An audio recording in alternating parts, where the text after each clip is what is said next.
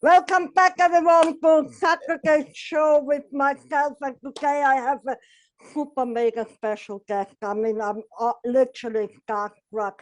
He's the Godfather, he's the guru, he's the one and only Steve Roe from Hoopla! Hey! Hey! Hello, lovely Steve. How are you? I'm good, thank you. Thank you. That was a lovely introduction. I've never been called the Godfather before, but that was exciting. You are the Godfather. But before I tell people what you do, you should tell them what you do and why you do it. Okay, so what I do is I run an improv company called Hoopla, which is based in London, and we run lots of improv comedy classes and courses across London, and we run shows every night of the week as well. And that's what I do. So I teach improv, I perform improv, and I just do everything improvised. And why are you doing it? What was the trigger? Why am I doing it? I mean, how long do you want me to talk for? I could talk about that for a day. We have all day, don't worry. We have all day. I suppose so. I suppose the short answer why I'm doing it is because I enjoy it. So that's why I do it. That's why. Probably the long answer is still that I do it because I enjoy it. Like I still enjoy it. Before I set up Hoopla, I hop from job to job to job. Like sometimes, even now, my wife, who I've been together with for a long time, every now and again, I'll remember some job that I did before I met her, and she'll be like, "What? I haven't even heard of that one. How many jobs did you have?" It's because I just couldn't. I just hopped around from everything and like just wasn't happy. And then the second I started working in improv and doing it, I just sort of was like, "Oh, this is." I just know. I don't know why I knew, but I just knew. Pretty much from the first workshop I did, I kind of was like, right, I'm going to do this at least once a week for the rest of my life. I kind of randomly decided after my first improv workshop, I'm going to do this at least once a week for the rest of my life. And then once I started working it as a job, I didn't know that I didn't know that I wouldn't change jobs again, but I've now been doing improv and Hoopla professionally for like 16 years, and I just haven't done anything else. And like even when I look at the rest of my life, I'm like, I think I'm going to do it until pretty much I'm dead. It's just going to be running Hoopla and improv. But I mean that in a happy way. I mean, because I found the face. So again, why I did it is because I found something like that I enjoy, that I feel like I'm good at, and also I feel like it brings some value to people. So that's pretty much why I do it. Yeah. I think your class, I want to tell people why I'm so happy you're here with me today, is guys, I met Steve in 2012. I had low self-esteem, didn't find myself worthy in society at all. And I went one of his classes, and I even went first in the one class. There was a dancing class going on. I think it was down in Borough or something, the end of the Northern Line somewhere.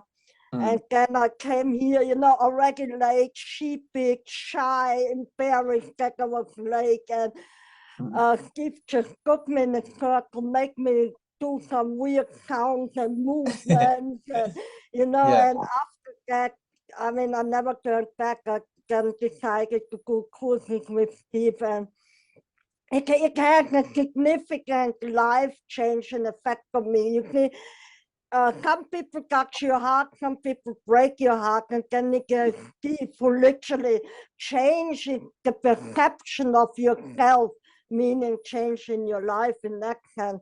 And I know I'm not the only one who goes to your classes. And how do you do that? How do you change people's lives in such a big way? Because, changing someone's perception of self is quite difficult to change, and yet I'm positive everyone coming through your classes, or at least 80%, you have a life-changing effect on it. Are you aware of this? I mean, are you doing it consciously, or are you just doing your improv and get the positive side effect? I don't know. That's a good question. Well, one, I'm glad that happened to you, so thank you. I appreciate that, and I am glad that happened, and it makes me happy that you said that because, like running Hooplo, we definitely strive to have like a good difference for people. To answer your question about whether we're doing that consciously, about the amount of big change that can happen with people. I'm not just saying this to be modest, but like the answer is no, we're not doing it consciously, because in a way, weirdly, like when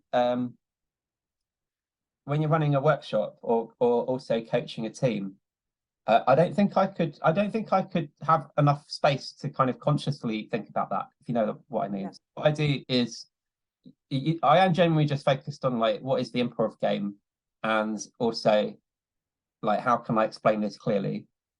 What I am conscious of is I'm not necessarily conscious of like what I'm doing to help bring about the positive change in the person. I'm more conscious about what what you could do to not do that. So it's quite often it's like the act of teaching improv and that is to not do the things that kill off that positive change in a person. To go back to that example that you mentioned, for instance, if it's someone's like first ever class, and I'm running a beginner's improv course, and the first thing I do is explain a warm-up. What people really don't need is they don't need you to then be like really critical of like how someone does that warm-up, like wrong. Because I think so. That's what I'd say. That's the bit that I'm very conscious of, is to be like, sometimes people's previous experience of like learning drama or learning anything is they got something wrong, and then they've kind of been criticized in front of a class, or they've immediately go into a very like academic headspace. Whereas I think what I'm a big fan of is the fact that there's this entire other learning we can do. If you look at improv as a learning experience, there's an entire other like learning we can do, which is like the like non-intellectual, non-academic, like non-verbal quite often as well. And so quite often what I am conscious of is like the signals that I'm giving off that are in addition to what I'm actually saying. So for instance, if you're running a warm-up game and you say, here's the rules of the warm-up game, don't worry about getting it wrong. Oh, talking about getting it wrong, I just got to let someone just delivered loads of stuff. I've just got to Okay, go for it. Paul.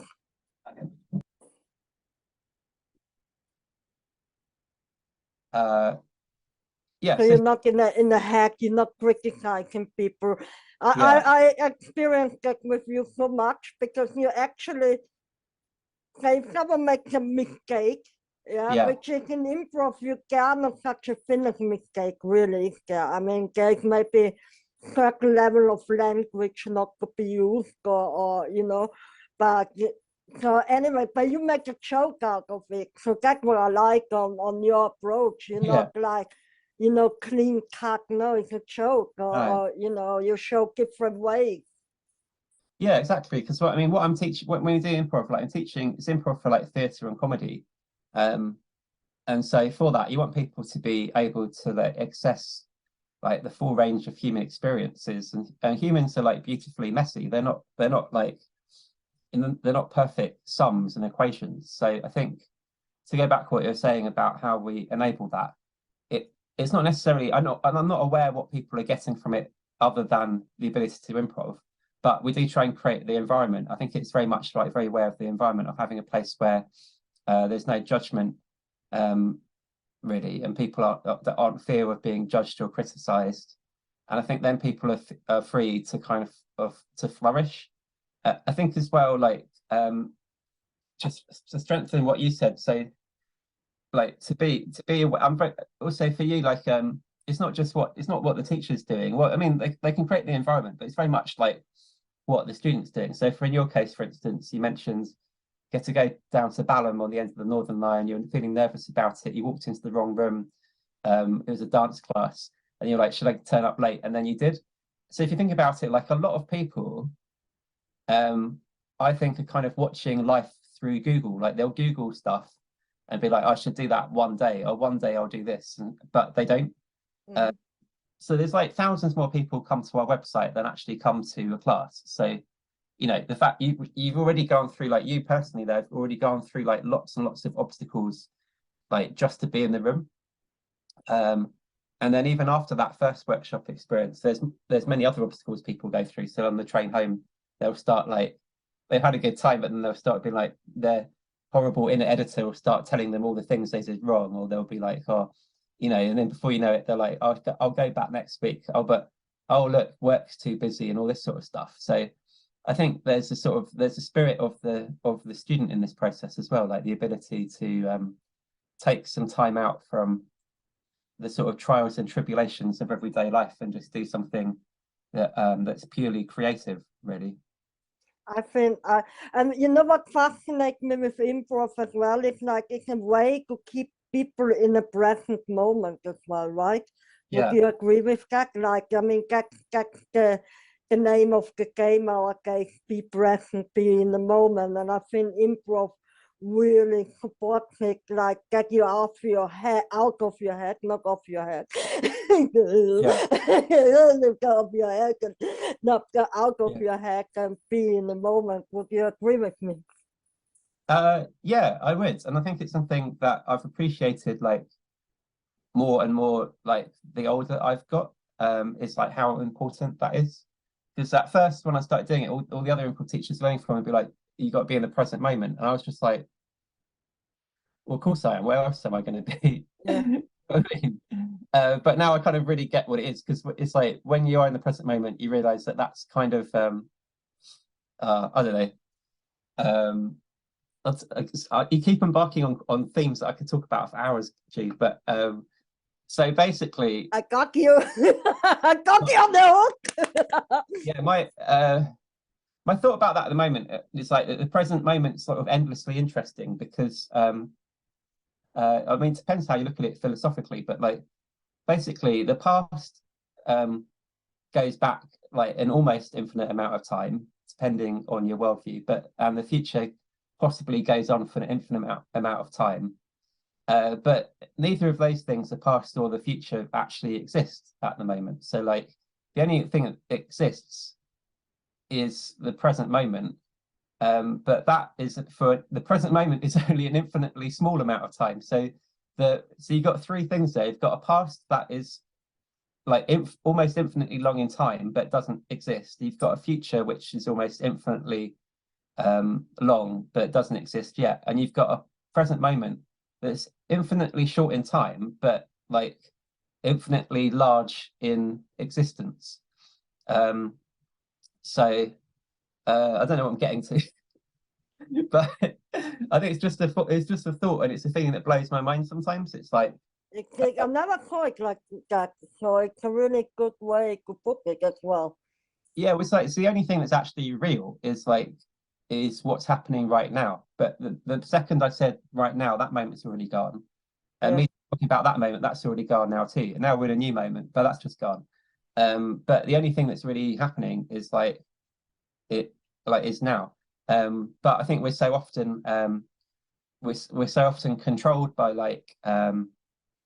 by like fears and habits from the past, and we're so often like worried and anxious about things in the future, that I think it is nice to do things.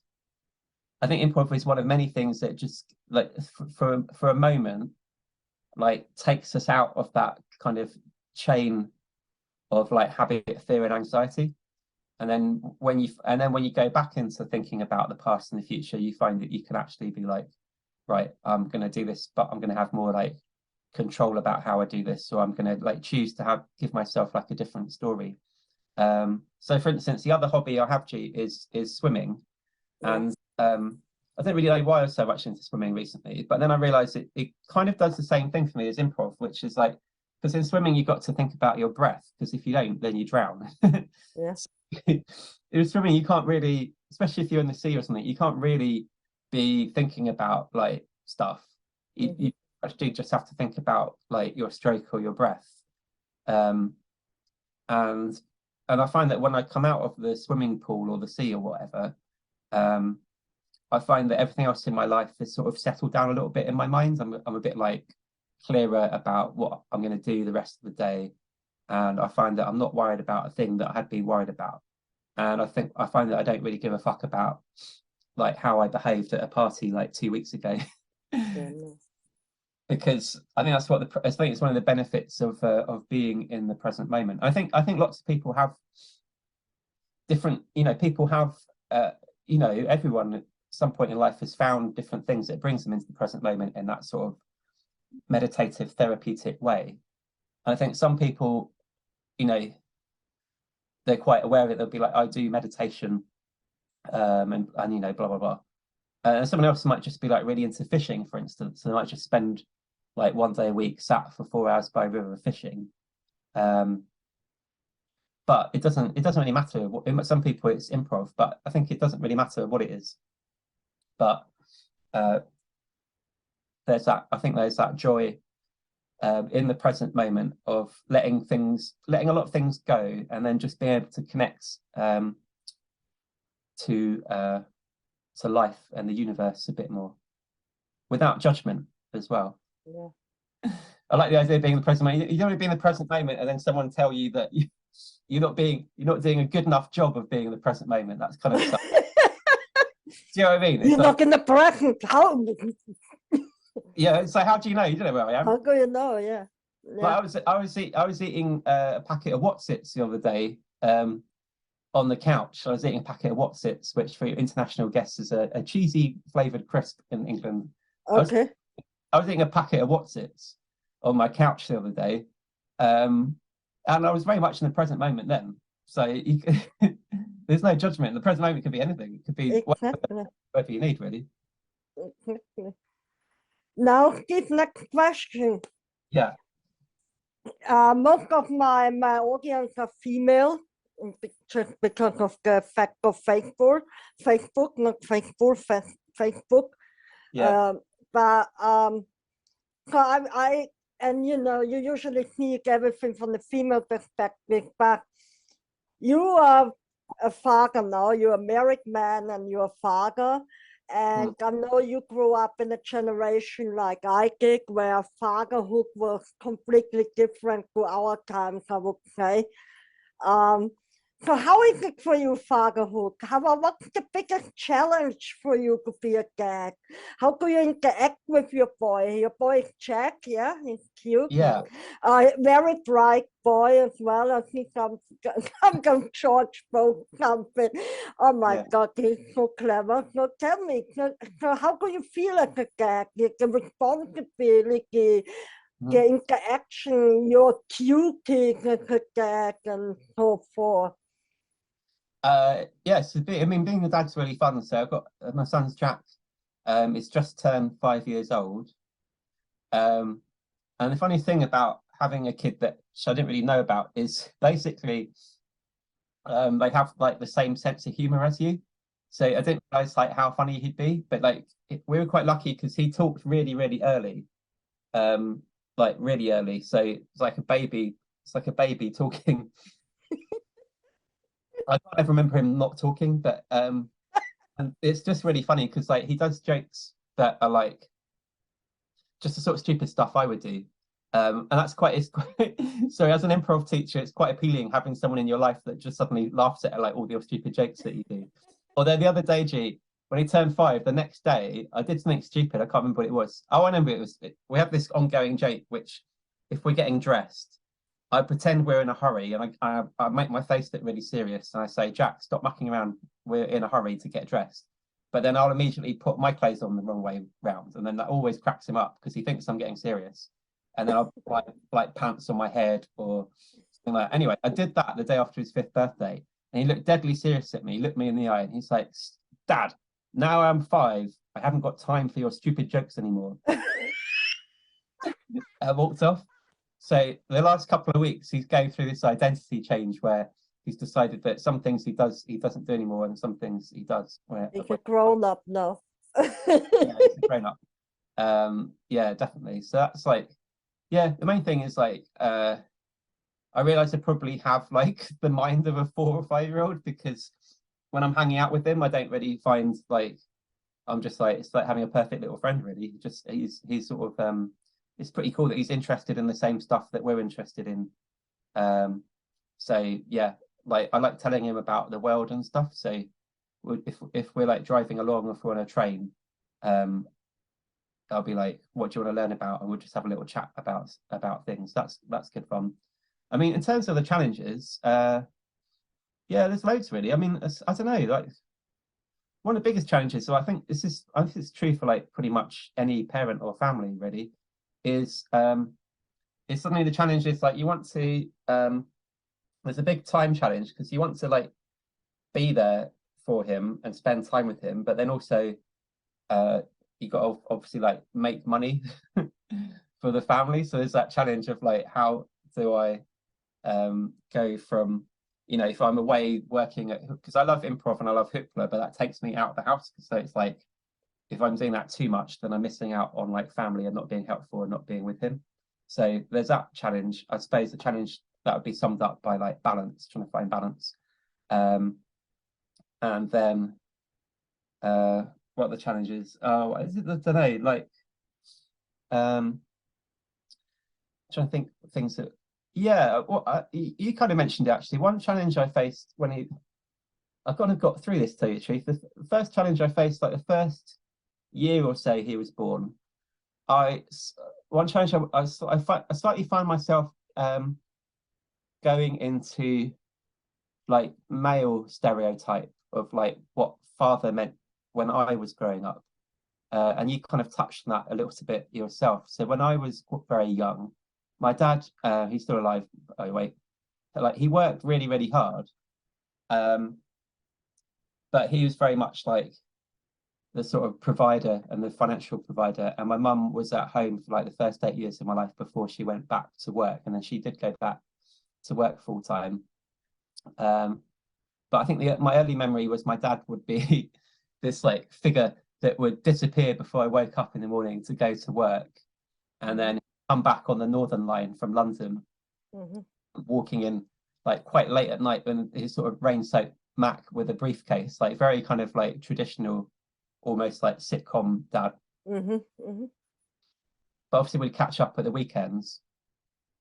But I think I kind of like, going into Jack being born, I think I took in like that archetype of like the provider father being like first and foremost. The most important thing is like providing. So actually when George, my wife, was pregnant, my like strong, I would say like masculine impulse, or like animal impulse, was like, right, I've got to work really hard. So like Hoopla, my company, the improv company, like grew massively while George was pregnant, because I was like, right, I can't, the experience you feel as a dad is like, you see your wife's body change completely. And then obviously you see her, if you're in the room, which I was, you see her go through like the enormous pain of childbirth, and then see her body like change afterwards, and the hormones and everything there. The weird thing as a father is like, your body doesn't change at all. Like, so you're just like, it's very unfair. Like we often said, but you feel pregnant, right? You have the no, I didn't feel pregnant at all. I was just like, or something right, nothing's happening. Yeah, nothing's happening to my body. We often said like, if we had a second child, it feels really unfair that like the woman has to do it again and the man doesn't. So I think watching all that as a man, I felt, you feel kind of guilty, and then I channeled that guilt into the masculine archetypal impulse, which was to provide. But I took that as being like, provide financially, and I was like, so right, I'm going to secure Hoopla. So I poured loads of effort into work, and then when Jack was born, I was like thinking about like, where are we going to be like 5 years from now, 10 years from now? So I put loads of effort into that. But I'm not saying that's a good thing, because it's not. Because at some point, me and George had to have like quite serious chat, and then I realised that I'd sort of that impulse was being misdirected into just that. So I realised that you're not meant to just provide on that term, because that's a kind of like previous father figure archetype of the like successful father. He also meant to provide in terms of like being there, of like helping in the house more, washing up, providing care, like giving her breaks and that sort of stuff. So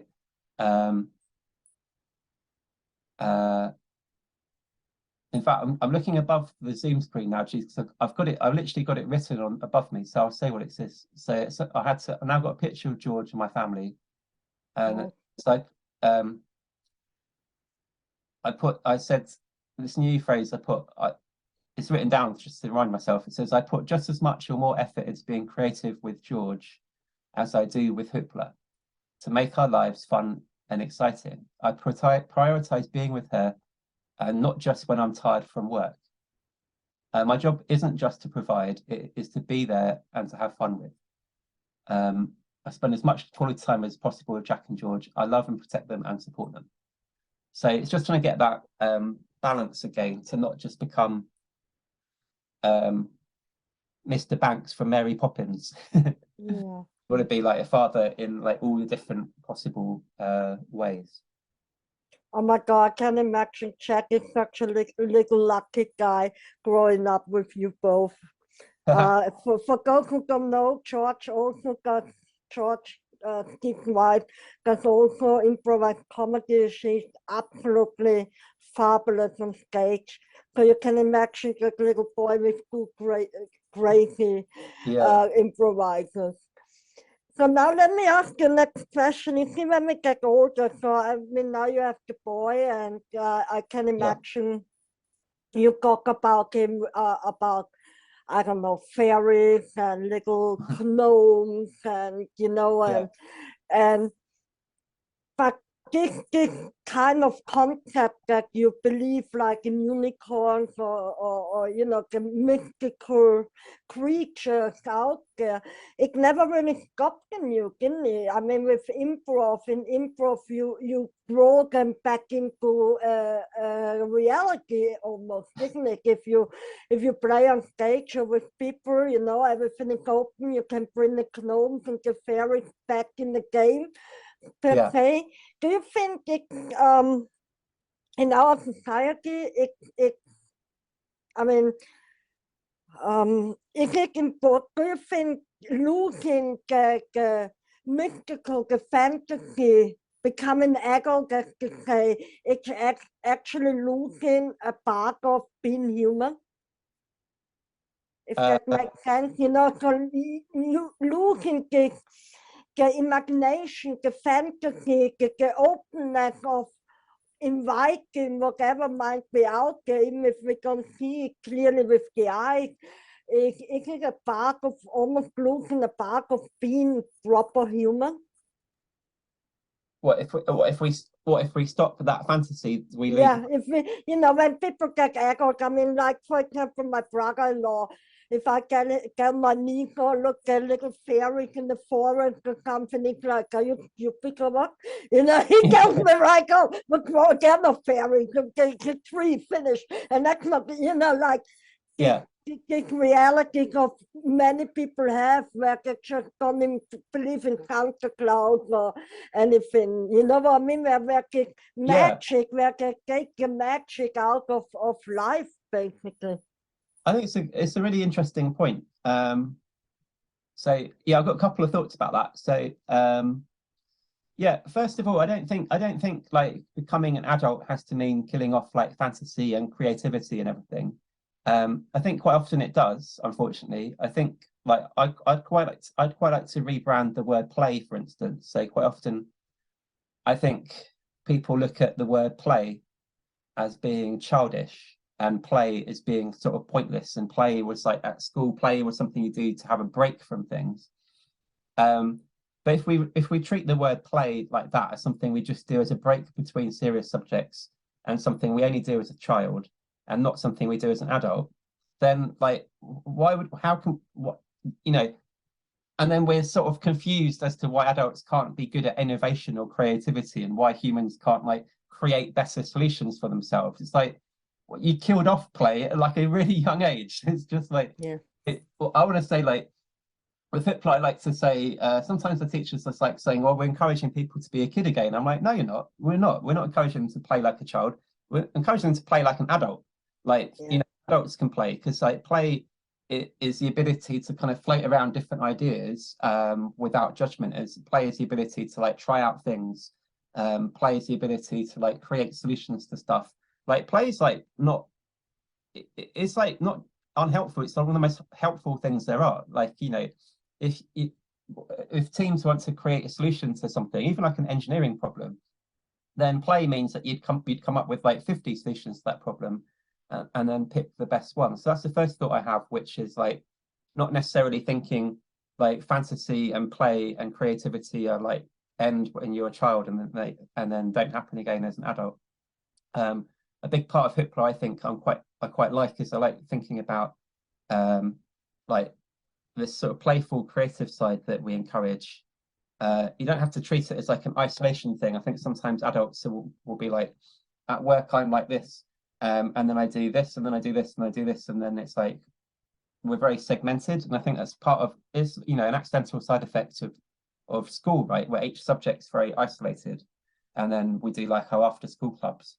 Whereas actually, you're like, right, your playful creative self can be channeled into everything. So it's like sometimes you meet artists who are very creative, but they're struggling with money. And it's like, you're very creative.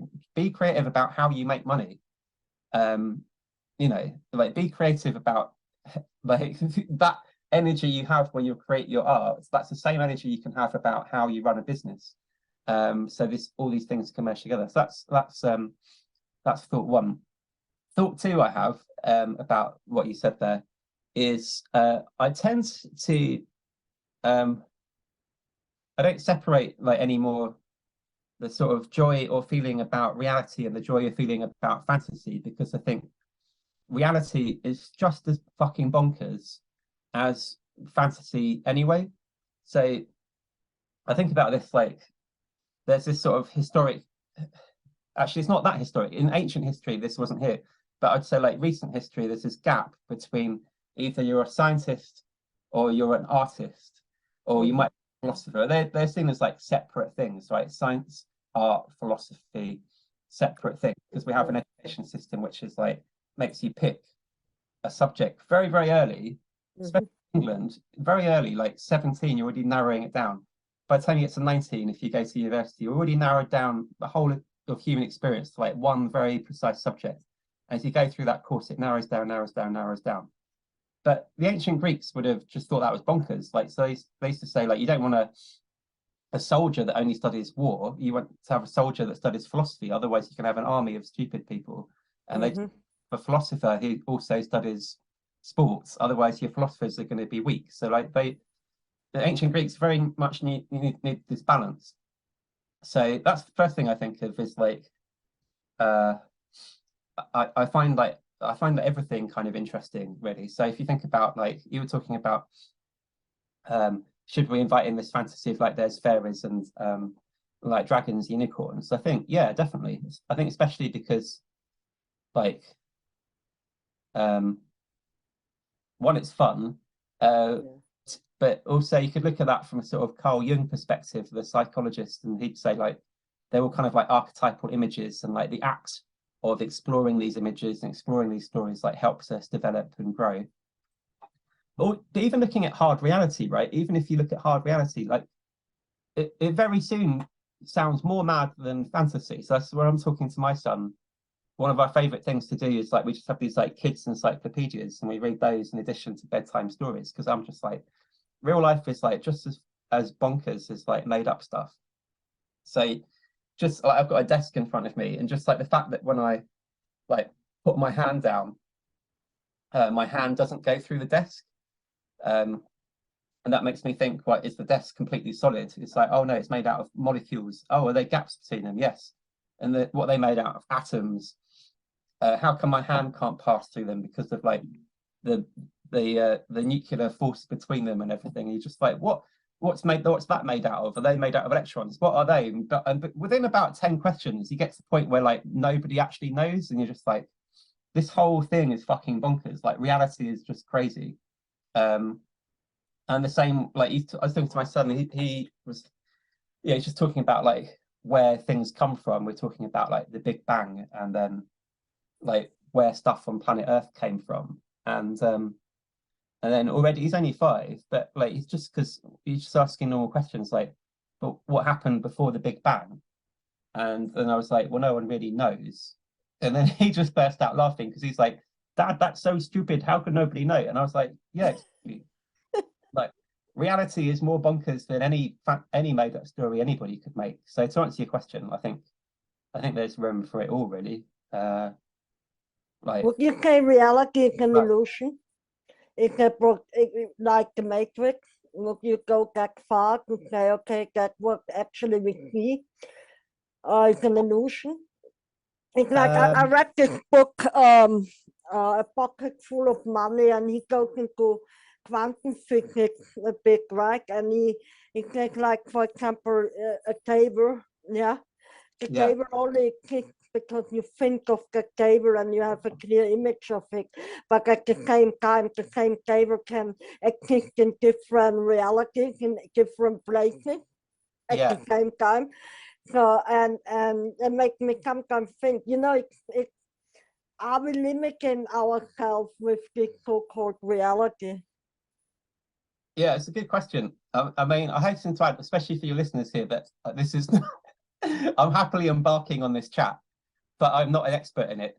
I'm an improv teacher, but I happen to be reading like a lot of history of philosophy at the moment, so I will talk about it. The other thing I find quite interesting about that, like what's an illusion and whatever, is I read recently that throughout history, people will tend to talk about a lot of philosophy and especially of the mind in terms of like the technology at the time. So apparently in the Victorian times, they used to talk about the brain in terms of trains going around. They used to talk about like having a network of tracks in your mind, and that's how the brain worked. Whereas now we talk about the brain as a computer. And the other day I was in the pub after an improv workshop, and someone was bringing up like, are we living in a computer simulation? And I was like, oh, that's interesting. It's just because we have computers, that's how we're wording it. And I was still quizzing them on what that meant. And it was like, if this isn't, he's like, well, this isn't real. Maybe this is all a simulation.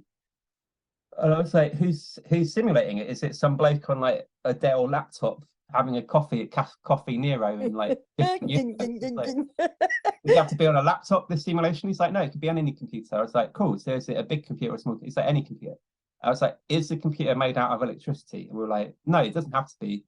It's like, so some other intelligent species has made something that's like a computer, but it doesn't have to be managed. So it's some sort of intelligent machine, basically. It's like, yeah. I was like, cool. And what does that machine do? It's like, it has the key points about like what's in this universe, like the rule. I was like, okay, the rules of the universe. And that's projected somewhere and we're experiencing being in it. It's like, yeah.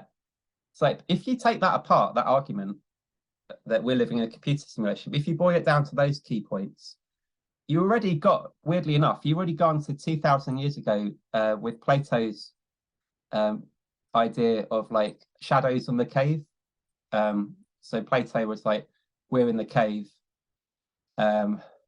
watching shadows, thinking that that's reality. But in fact, there's a real reality outside the cave that is like projecting those shadows onto the cave. And I was like, it's kind of like the same argument, but Plato didn't have computers, so he worded it in terms of caves and like and like lights and shadows. And then the modern way of wording this stuff is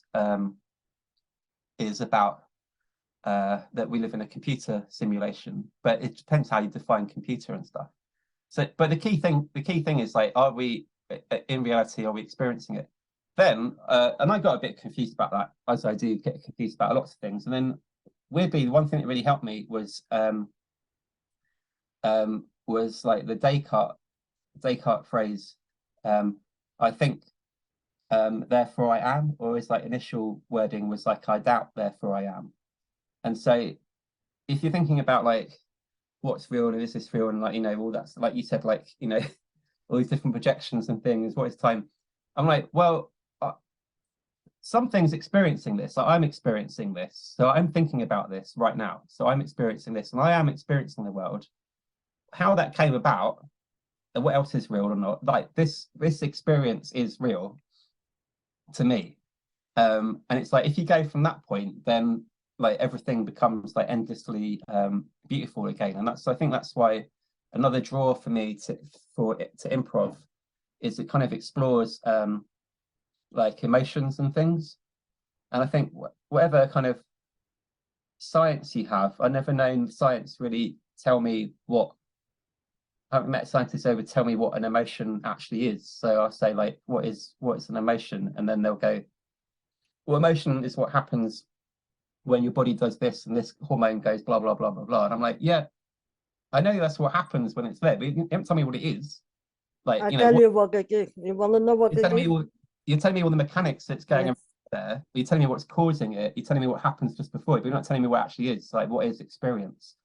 And like, I think experience and consciousness are like endlessly interesting. And then, so whether, you know, I think a lot of the discussion about, you know, what's real and, you know, what's all that sort of stuff. Quite often I find for me, it just comes down to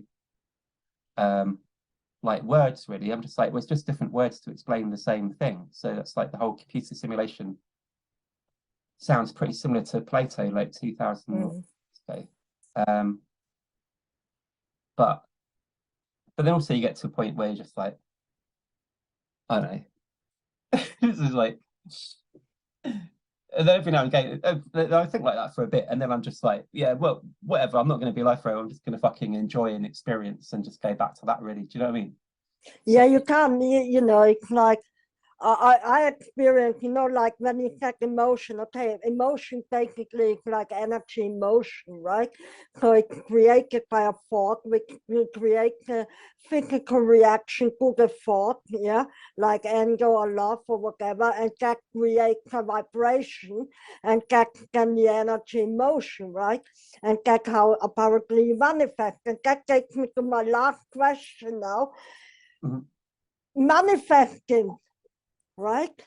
How do you manifest your dreams? What do you have a technique? How do you manifest whatever you, or you know, do you have dreams or do you have goals? And what's the difference for you? Yeah, sure. So I'll quickly show you, helpful for your listeners. Yeah. But on my oh wow. So I have all my pictures there. Yeah. And then over here, very messy room I work in. Over here is like my to-do list is like one big wall. Wow. Basically, I'll just say that to the listeners, I'll just explain what we saw there. So basically, yeah, in terms of manifesting dreams and things, I do have steps actually that I feel kind of like healthily on top of this now, because I used to not have a system, but I do have a system now, which I'm quite happy with. So step one is to try and become healthy and happy before I make any life decisions, because I think life decisions made from stress or ego or jealousy, always just going to channel yourself into the wrong place. So I find that every now and again I try and take some time away from myself, try and do like go swimming, eat healthily, building up to a day that I'll do this sort of stuff. So try and be in the healthiest place I can be, really, first of all, like physically healthy, that is, mentally healthy. Then I do I do Alexander Tech, which again like relaxes the body. I'm just shuffling around because my laptop's running out of power. Okay, sorry, G. No problem. So what are you doing to relax your body? Oh yeah, sure. So I do something called Alexander technique. Yeah, I heard about it. Tell me. I read about it, but I don't really know what it is. Tell me about it. Yeah, it's a lot of actors do it, but it's just like a very simple system for taking like for removing like stress and tension from your body. So how that works is like, first off, you kind of think about the head neck relationship, especially. So these back neck muscles kind of relax. So that rather than forcing yourself upright like here, you just like allow the head to kind of like nose tilt forwards a bit and the head to rise up, and then just like thinking of ourselves, your body lengthening and widening. So in terms of like manifesting dreams and things, so I'll do that as a process first, and then I'll lie down on the floor, um, just like pretty much lying there for about an hour, like just staring at the ceiling, just thinking about like where I'm at, and just it's not really planning. It's just like allowing myself to just sort of be for a while. And then usually when I come out of that, I've got quite a clear idea about what is I want to do or need to do. And in terms of manifesting dreams, then in front of me right now, above where I work, there's a large whiteboard which is covered with photos of things that I kind of working towards, but mainly actually habit. I'm quite habit based. So what I've done is, if there's something I'm working towards, rather than just put down like the end goal, I'll tend to put down the habits that are going to get me to that end goal. So for instance, there's a big one at the moment, which is I'm doing a big swim in July, which will be the longest sea swim I've done. So that's there as a goal. But I've also put on the board that I go swimming twice a week. I put on the board that I go to the swim club once a week. I put on the board like pictures of the foods that I should eat daily to get in shape for this thing. And so whenever I check this board, it kind of reminds me of like how I perceive that I want to be living. I don't punish myself when I go off this, but like it just connects me back to it. So and that's great because it's like where I spend most of my time in the day working, it's like that takes up my whole field of vision. It's just like really nice things that mean a lot to me. And then on the other wall, rather this is so geeky, but I really, do you know what? I want to tell the world this. It's like how to organize a to-do list, because my teenage years and 20 something years, I was never on top of how to organize a to-do list. And I was like, I'm sure there must be a better way, but it's just never working for me. But now I have one. My to-do list takes up an entire wall. And I get right. I love like standing at a wall and writing like a maniac, like Russell Crowe in A Beautiful Mind, just like writing notes everywhere. My other top tip is to vary like how big the stuff takes up. So like if there's something that's really important to you, if you just write it as like, but it's going to be hard work, right? If you just write it as one little line, then you probably won't do it because you'll just end up doing all this other meaningless stuff that you can just tick off once. But I'll have like half an A4 piece of paper, which is like, do this big thing. And when I get to do it, I get my marker pens out, G, and I like color it in. Right. And I'll spend like 5 minutes just coloring it in because I've done it. So that I'm a big fan of like really visual to-do lists that aren't on a computer. And I love having pictures around. And then the other thing that you can see behind me here, Yeah, like, Impro. these are like my Thank you. Hoopla values there. So like whenever I'm working on Hoopla, I've got those like you know, I kind of feel like it's represents like I should be channeling that in. It's behind me because I'm channeling it into the work. So it's fun, friendly, sociable, lively. Bring the joy of improv to as many people as possible. So that's like my sort of aim there. Brilliant. So yeah, trying to surround myself with stuff. But to answer your question, mainly I'm very habit based. So I was like, you know, I'm constantly trying to you know, channel my bad habit energy into like the good habits that bring this like success and things. Yeah. What bad habits? Just an example. We all have them, but just so that people can relate to it. No, I can't tell you all that. Okay, no problem. But do you eat meat? What's your diet right now? My diet? Yeah, because you used to. I mean, you changed a lot. Well, so you gone running now and now swimming as well. So how you changed your diet in that sense? You're more vegetarian. You still eat meat. No, sorry, I'm not. No, it didn't work for me, vegetarian. I'm probably gonna lose all your listeners now, but my diet's like healthy 80% of the time, and then 20% of the time it's not. And I eat a lot of food. But basically, I do a lot of exercise, but I eat a lot as well. Like I eat a lot. So I don't know, I'm getting embarrassed about this. No, don't. I start my day. I feel like I'm in one of those magazines where they're like, the back of magazine where some celebrity opens their fridge. It's like this perfect fridge, and you're like, that's fucking bollocks. There's no way that's a fridge. You know, they're just choosing what to say. So I'll try to answer it honestly, G. Okay. So I generally start my day well. I have like 2 or 3 eggs scrambled with spinach and lentils and a sparkling mineral water. Pretty good. And also a bit of Marmite for some reason sets me up for the day. Just like a teaspoon of Marmite. Then lunchtime, if I'm at home, I'll have maybe some grilled chicken with pak choy, which I find has got something in it. I don't know what the hell is in it, pak choy, but I eat loads of pak choy. That is great.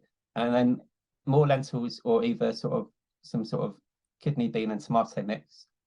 That's that. Then if I'm off to teach improv, I then might have like a nut bar on the train, maybe a sparkling mineral water,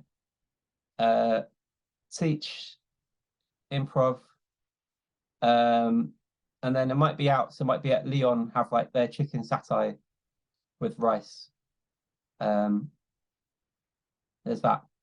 Or what happens is I teach improv, they go out and I have 4 pints of lager and like 2 dark rum and cokes. And then I just go and have like a horrendous kebab at near London Bridge Station with like chips.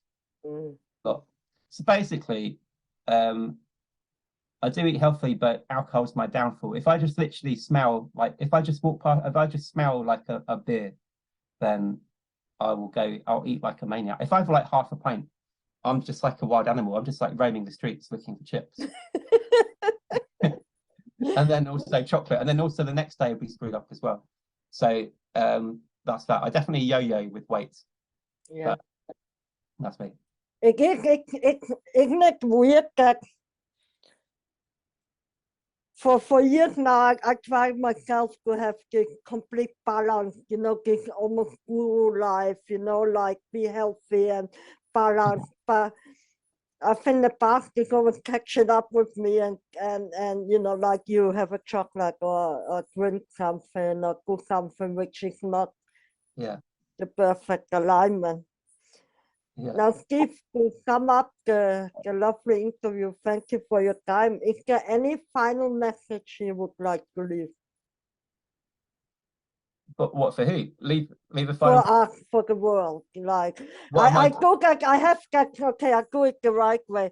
So imagine you die today, or today your final day, however you die, but you're gonna die, I'm sorry, Steve. That's all right. Not your fault. No, I didn't do it, not this time. And so how would you spend your final day, and what would be your final message to the world or to your family, or I don't know. Like, I'm afraid I wouldn't take it very seriously, G. It's probably not what you're expecting. No, it doesn't have to be. It's just, you know, what would you do? Well, because I've also, going back to philosophy, I've also read a bit of like Stoic philosophy. So I have thought about death quite a lot. And so, because then you end up making more of life. So final day, it probably wouldn't be, I probably wouldn't be doing anything that different, really. I probably would, I don't know if everyone else, I probably wouldn't, if everyone else knows, I probably wouldn't tell everyone else that I was going to die straight away, because I want to have some time to myself first. I want to have them all like fucking crying all over the way. So I'll probably like go for a swim by myself in the morning. And I go to a cafe, have some like eggs and maybe a sausage as a nice extra treat.